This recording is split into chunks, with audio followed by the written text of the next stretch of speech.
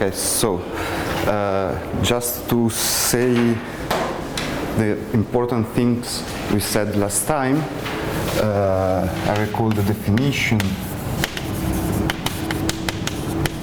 of a real structure.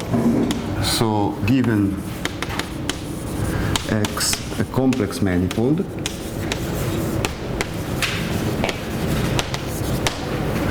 a real structure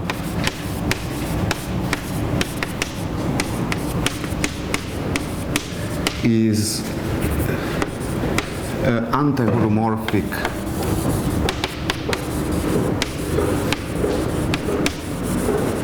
diffeomorphism from X to itself of order 2. Okay.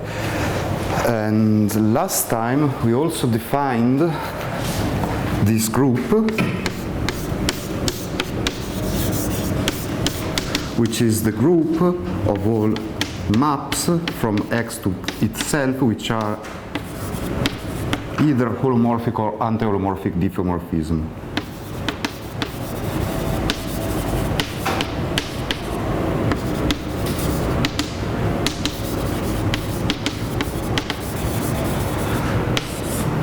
And we also defined for F in K out an action F dagger from the second cohomology, for example, of our manifold to itself.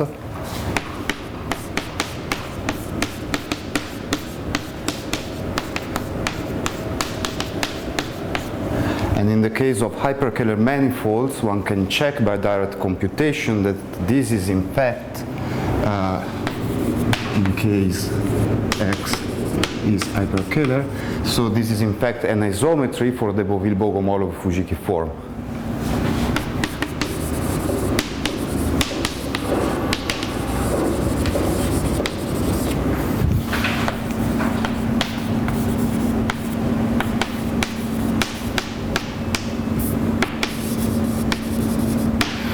Okay, so the goal of today is to study the actions of finite groups on X by holomorphic or anti-holomorphic diffeomorphisms, and to prove that there is just a finite number of possible actions of finite groups, and as a consequence to show that we have only finitely many real structures up to equivalence in the case of hyperkähler manifolds. A useful tool will be group cohomology. So I briefly sketch which are the main features we will use. So let G be a group acting on a group A, say with the left action. We define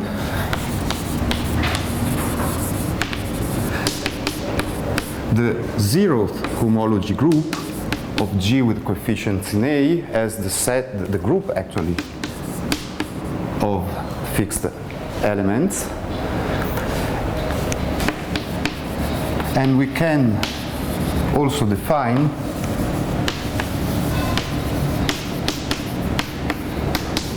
H1 of GA, so a first cohomology set, because it will be just a set, in the following way. So we have a set of cocycles which are simply maps from G to A such that phi of GH is equal not to phi G phi H, this would be a homomorphism, but it's phi G times the result of the action of G on phi H. So they have this property. It really depends on the action. For phi and psi in two cocycles, we say that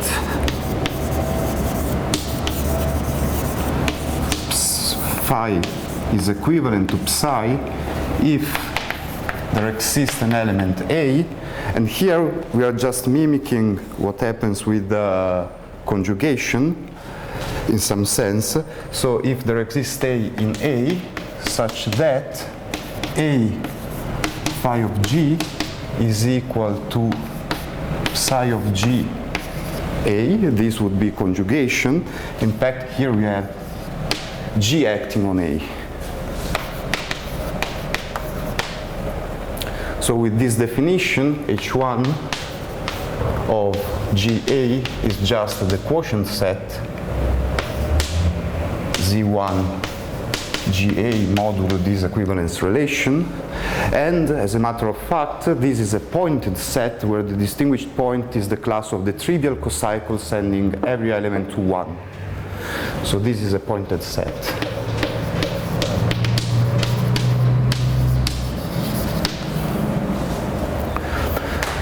What is interesting is that if we have an exact sequence of G groups, so groups with action,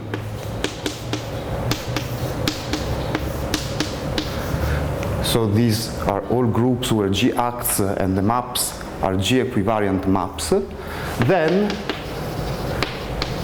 we can induce not so long exact sequence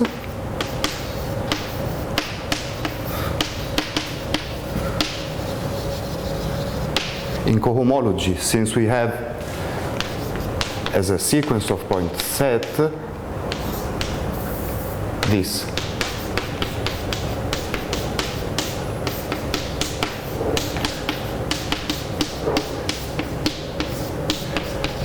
And then H1, H1, and H1. So, and the long exact sequence stops here.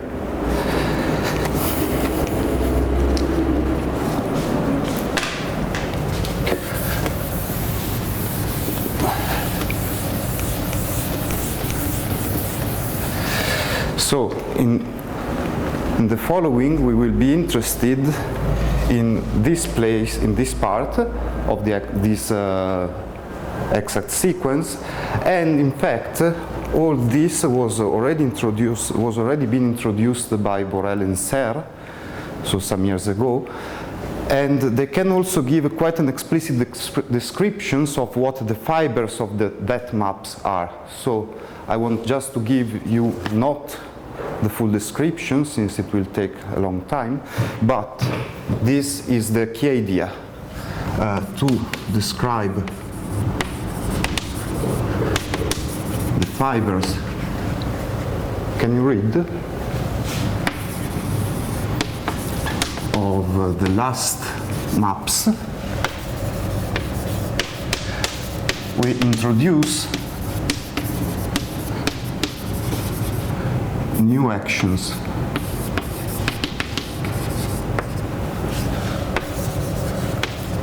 From the given one.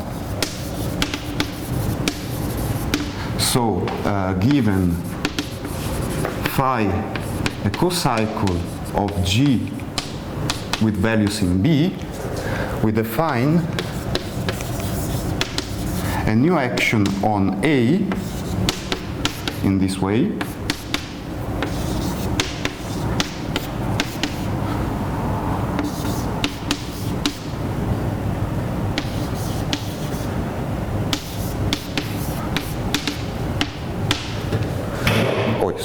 So we take the old value and we twist it simply by conjugation with phi of G, and the same for C, just go to the quotient and take classes here. Now this is the so-called twisted action, and the resulting G group will be denoted by A sub phi, to recall that the action of G on A is twisted by phi. Okay, and here is the main proposition we will use. This is due to Borel and ser, and it says that if we have a short exact sequence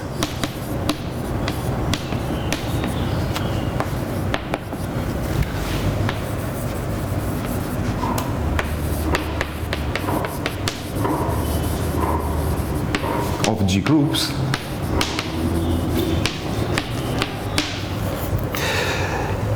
and if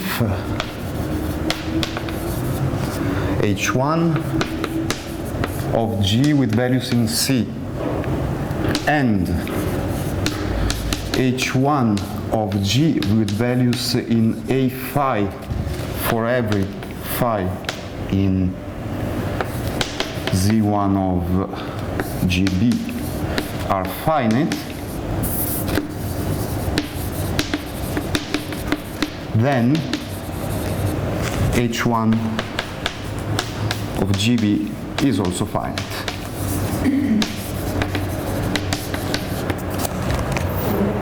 Yeah? Something about the G. So phi of G is now an element in B, right? Yes. And so how do you know that that map goes to A? Because we are assuming this, we are in this case, so A is a normal subgroup. Okay. Yes, yes, the situation, the underlying situation is this one. You have an exact sequence, and from this exact sequence you can twist the action of G on A, the action of G on C, and this twisted action makes it easier to describe the pre-image of points here, since in some sense twisting means looking fibers over different points. That's the philosophy behind this. And okay, we will almost never use this twisted action in the sequel, but since this is important, because we will use this theorem, I recalled you that there is this possibility. Okay, now focus for a moment on what happens here if we take the trivial action of G on A. So in that case, what we get here is exactly the set, the group of homomorphisms. And these equivalence relations, in some sense, says that if we could identify G with its image, then to cocycle will be equivalent if and only if they are conjugate. Their image are conjugate in A. So what I'm about to write now is almost a tautology, but in fact one needs to be careful if wants to check every detail. So let A, call it a proposition or lemma, I don't know.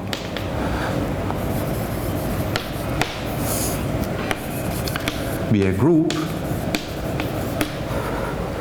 Then there are only finitely many, there are only finitely many conjugacy classes of finite subgroups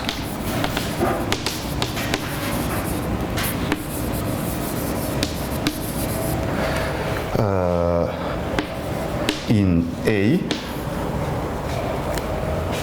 if and only if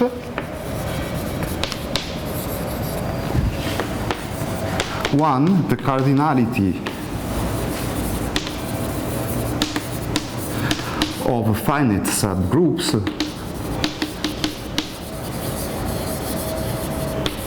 is bounded, sorry, and two, for every finite group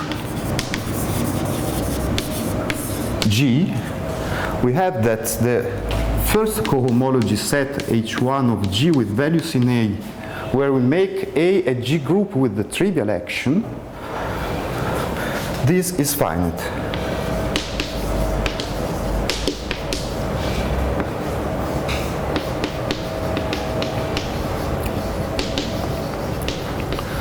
So it's quite easy to prove this theorem, since here boundedness says you that, okay, you have only just a finite number of possibilities for the abstract type of the possible subgroups you can embed, and that part gives you exactly the fact that the number of conjugacy classes is finite, once one keep in mind that here, so the real key point is that here we are looking at also non-injective maps from G to A, while subgroups should be identified with some injective map from a group G to A.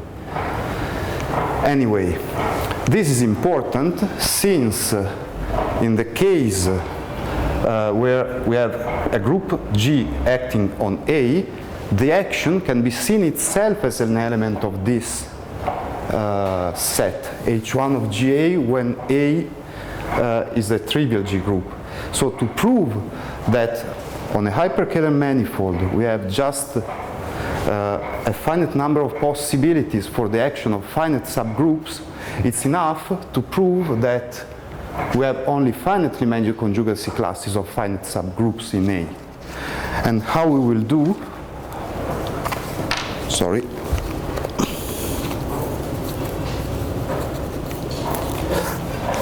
and how can we do this? So I state the theorem so that we have in mind what we want to prove, and then we begin the proof. So this is a theorem by myself and Liefu.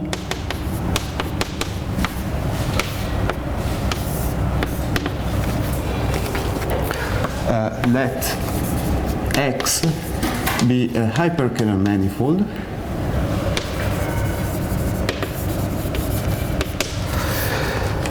then there is only a finite number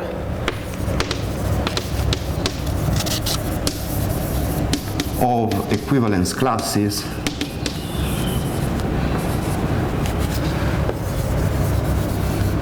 of G actions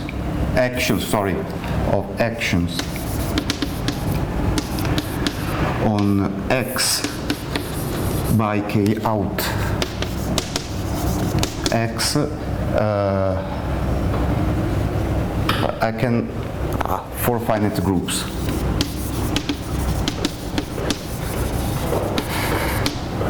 So it's terribly stated, but the number of possible actions of finite groups on X by holomorphic or anti-holomorphic maps is finite.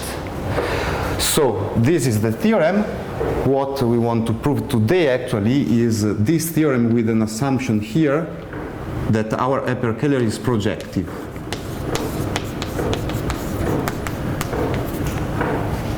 It makes life easier in some sense.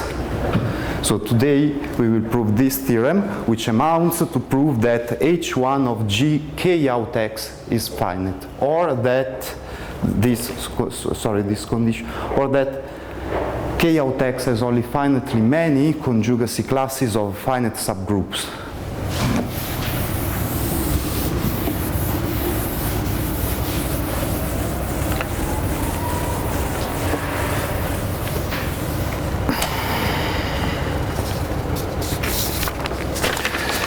Okay, so to prove this theorem, in fact, what we do is to split the problem in two parts, since we use the following exact sequence.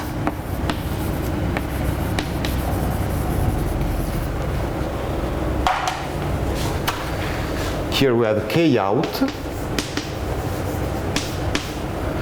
Then, as we said, we can map K out via the dagger operation of before to the orthogonal group of the whole H2, but as we saw that the Néron-Severi group is preserved by dagger, so here we can look at its image inside the orthogonal group of the Néron-Severi of X. And we call this image k out star of x. And then we take the kernel. Okay, the kernel will be denoted k out sharp of x.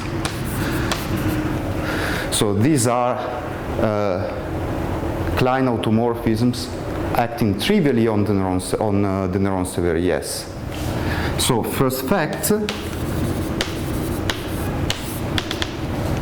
k out sharp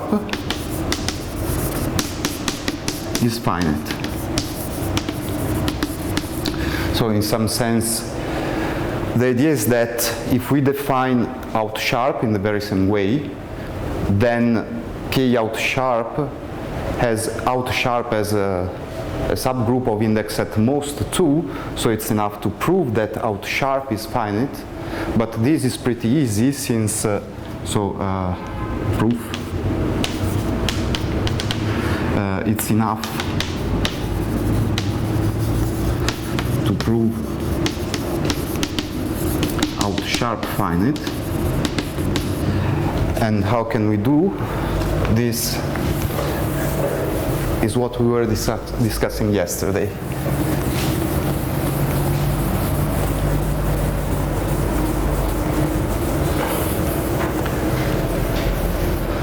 But I think that I need this diagram later. So we start with our automorphisms.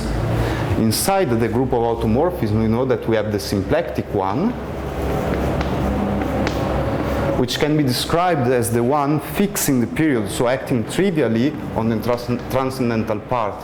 And here we have z mod nz for some n. So it's finite index. Now here we have our out sharp, and the intersection of those two guys by the projectivity assumption is, I don't know how to call it, I will denote it H2, is the automorphism acting trivially on the whole cohomology. And here we can go to the quotient, which embeds here, so this quotient is also finite. But now, as this is classically known to be finite, this group here must be finite in some sense, because we are extending a finite group by a finite group. So, okay. Now what we want to do is to deal with k out star and to prove that the number of conjugacy classes of a finite subgroup of k out star of x is finite.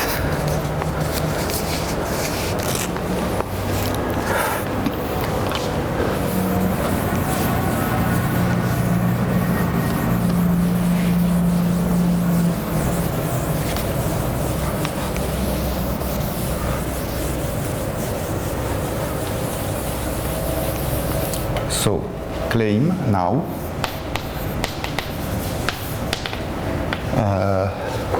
out star has finitely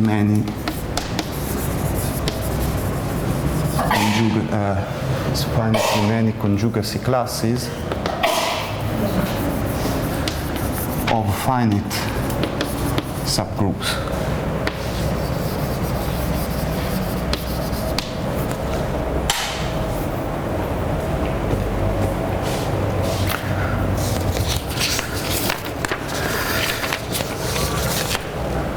Now, to prove this, it's interesting because the main input is, as Igor said yesterday, the proof of the Morrison-Kawamata-Kohn conjecture for hyperkähler manifolds, which says that the action of the action of out star on the ample cone admits a rational polyhedral fundamental domain. Now, to extend this result from out star to k out star, it's not so difficult, since in some sense, the fact that out star is of index at most 2 here tells us that we are not modifying too much this fundamental domain, but so we have 1. So proof of the claim,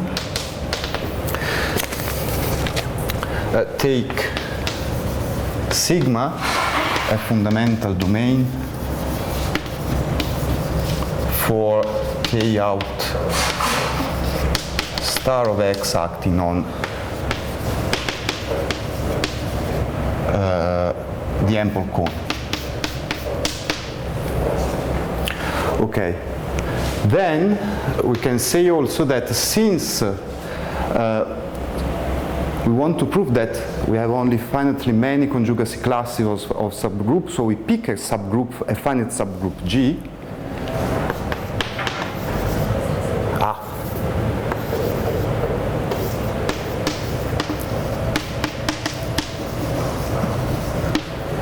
Then there exists an element X which is fixed by the action of G.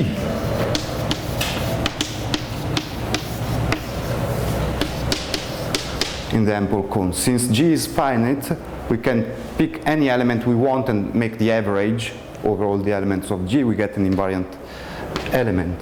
So it happens that by definition of fundamental domain there exists some H in K out X such that H dagger moves this X to our fundamental domain sigma.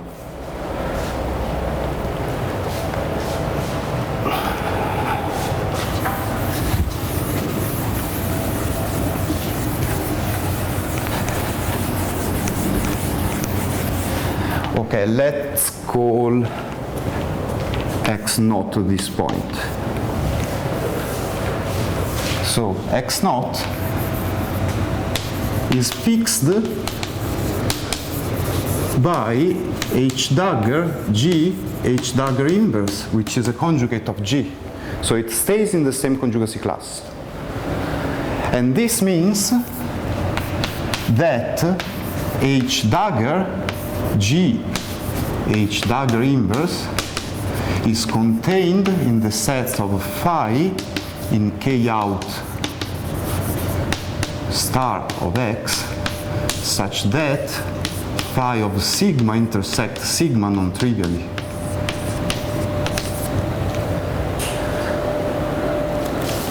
Right? And by using some classic result in convex geometry, basically the fact that K out as a group has the Siegel property, the so-called Siegel property, we know that this set here is finite. Great. So what we know that given any finite group G inside K out star up to conjugation, we can bring it into a finite set. So we have just only finitely many possibilities for the conjugacy class of G. I mean, all the possible finite subset of this set S. And this proves the claim.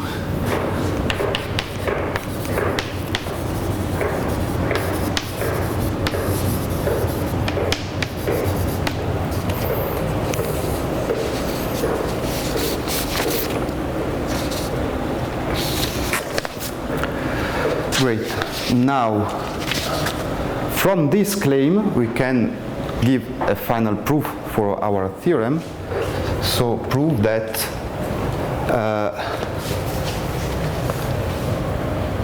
K out star has only finitely many conjugacy classes of finite subgroups.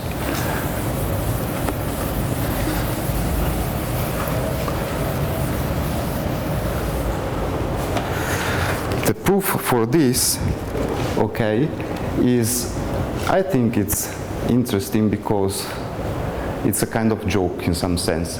Okay, so we want to prove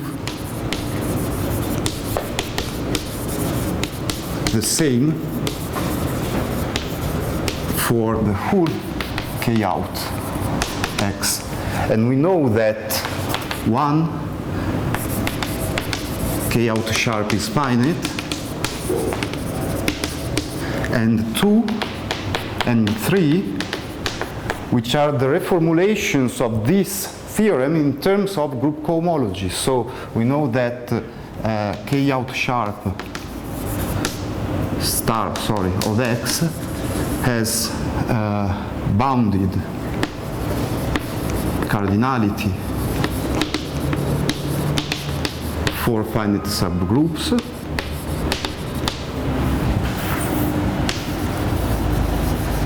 and 3, that for every G finite group, H1 of G with coefficient in k out star of x is finite.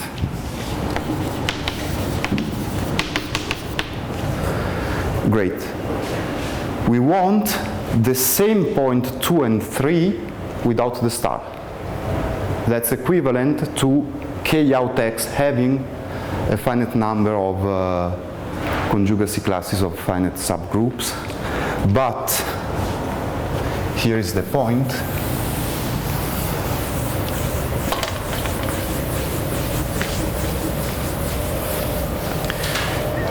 So that k out x has bounded cardinality for finite subgroups follows from the fact that k out star has this property and that k out sharp is finite. Since we can always see a subgroup, say, as its intersection here and its quotient there, and then we can reconstruct it. So the boundedness of the cardinalities here gives us a bound for the whole group k out of x. So the real interesting part is this one. So to prove, say, 3 for k out, we look at the exact sequence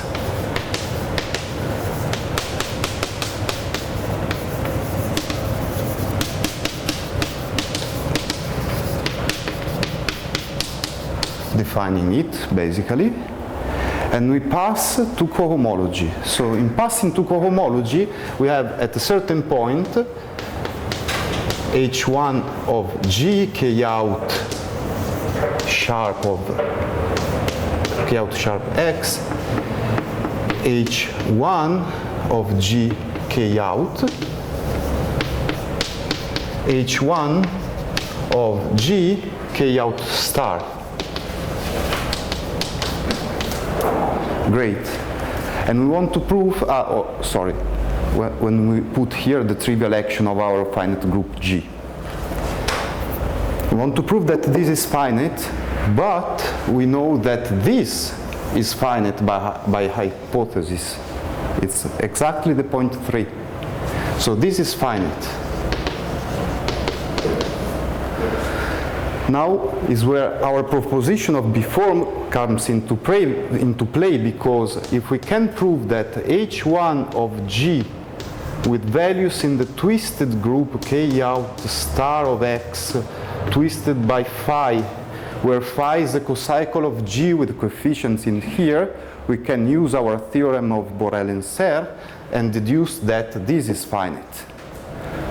But there is no problem for this, since as this is a finite group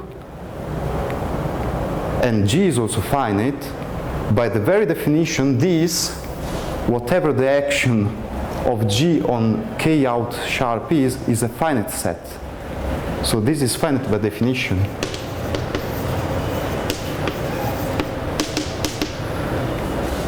Because k out sharp is finite. So we get here finiteness.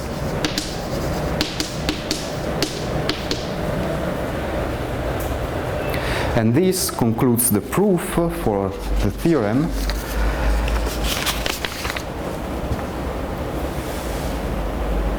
And we may ask maybe what happens for real structures, because we said last time that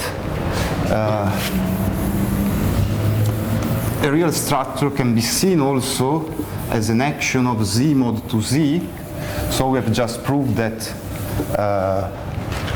there is only a finite number of different real structures on our hyperkähler X, but if you want, we can also give different descriptions, always in terms of group cohomology, and to see how this result implies also the other one.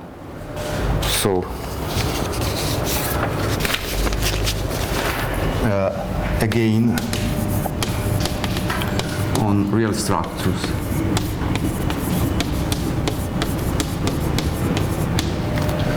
So here the idea is that assume that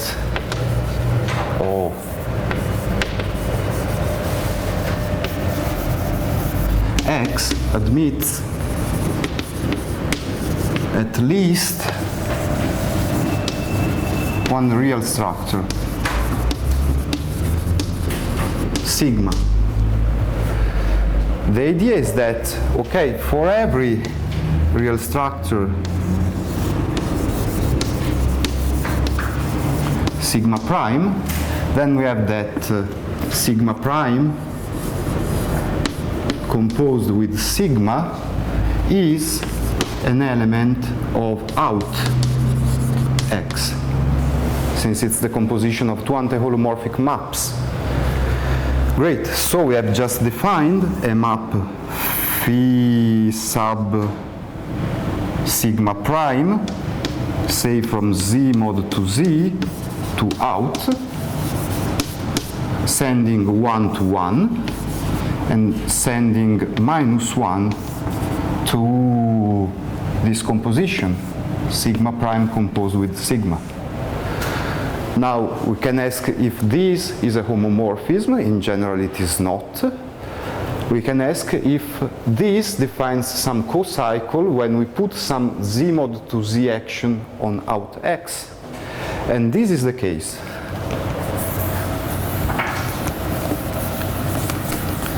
So if we consider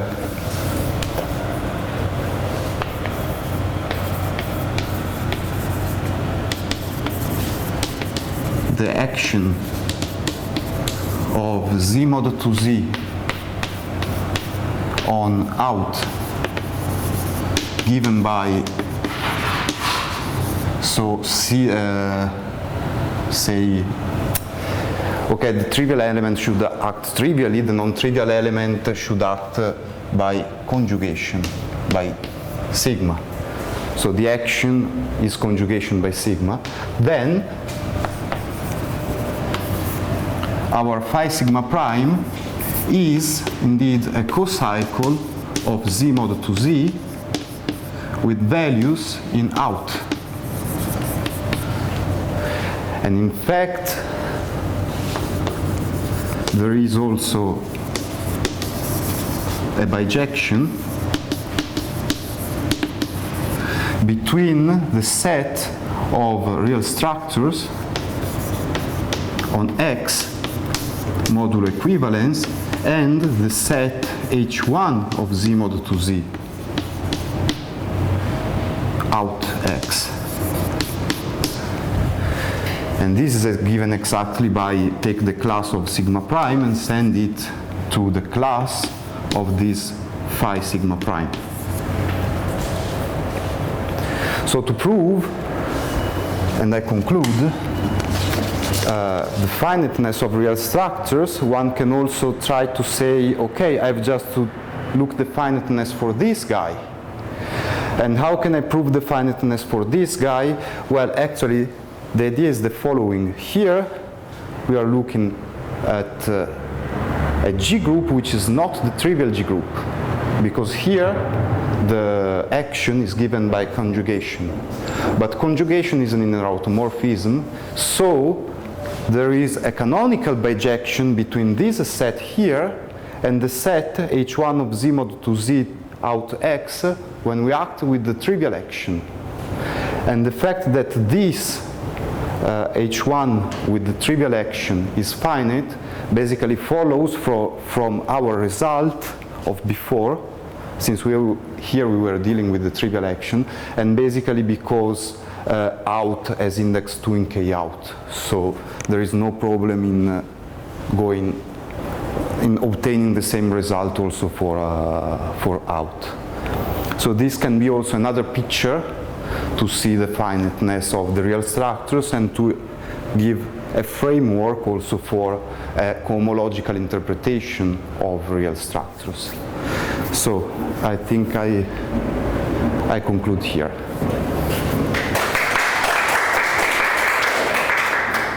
Any questions? Do you have any explicit bounds under real forms? So explicit bounds is a good question because you can try to get some bound, but it's difficult. I mean, if you look at the proof,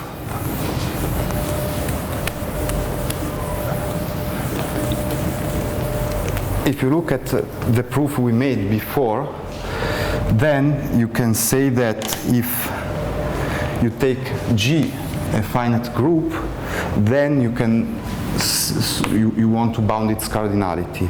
So you can say this is equal to G sharp dot G star. So the intersection with without sharp and the intersection with and the image downstairs. Then that part here can be bounded.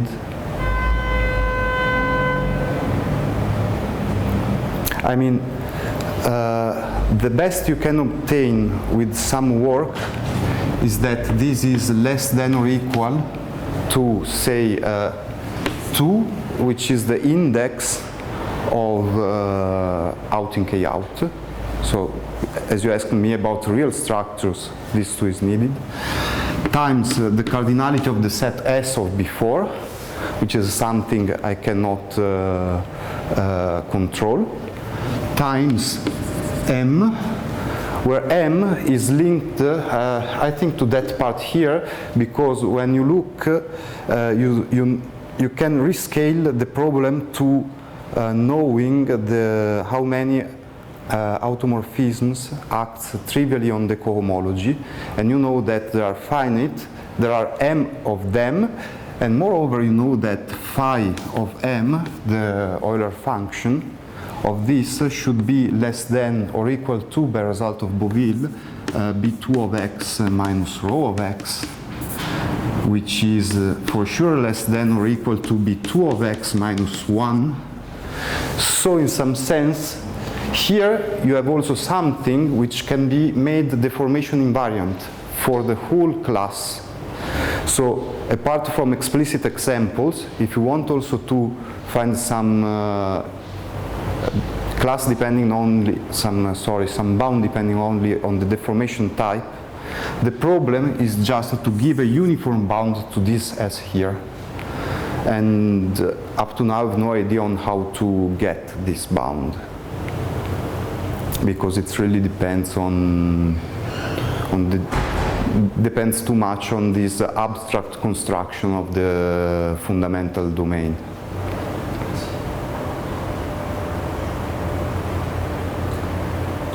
So do you have any idea about the topology of the real forms of hyperkähler manifolds?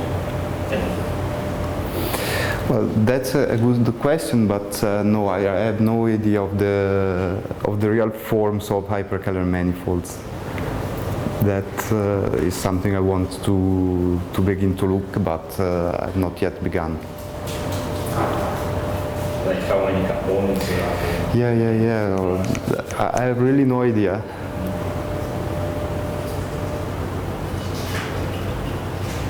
Okay, that's fair.